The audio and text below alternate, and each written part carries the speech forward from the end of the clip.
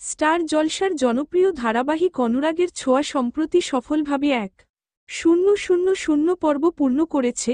শুরু থেকেই ধারাবাহিকটি টানা স্লট লিডার হিসেবে স্থান ধরে রেখেছে।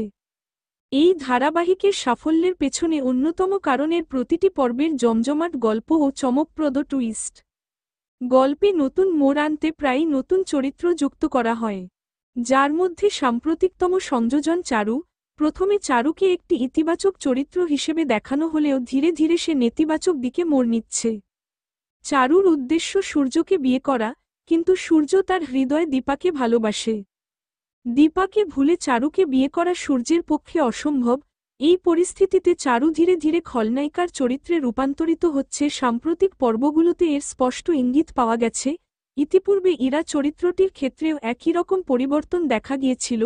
শুরুতে ভালো হলেও পরে সে ভিলেন হয়ে যায় এবং ধীরে ধীরে গল্প থেকে হারিয়ে যায়। এবার চারু চরিত্রটির ক্ষেত্রেও একই রকম পরিণতির সম্ভাবনা রয়েছে। চারু যদি সম্পূর্ণভাবে ভিলেন হয়ে ওঠে তাহলে গল্প কোন দিকে মোড় নেবে সেটাই এখন দেখার বিষয়। আরও জানতে দেখতে থাকুন অনুরাগের ছোঁয়া। প্রতি সোমবার থেকে রবিবার রাত 9:30টায় স্টার জলসায়। ধারাবাহিকের সবশেষ আপডেট পেতে চ্যানেলটি সাবস্ক্রাইব করুন এবং নোটিফিকেশন বেলটি অন করে রাখুন।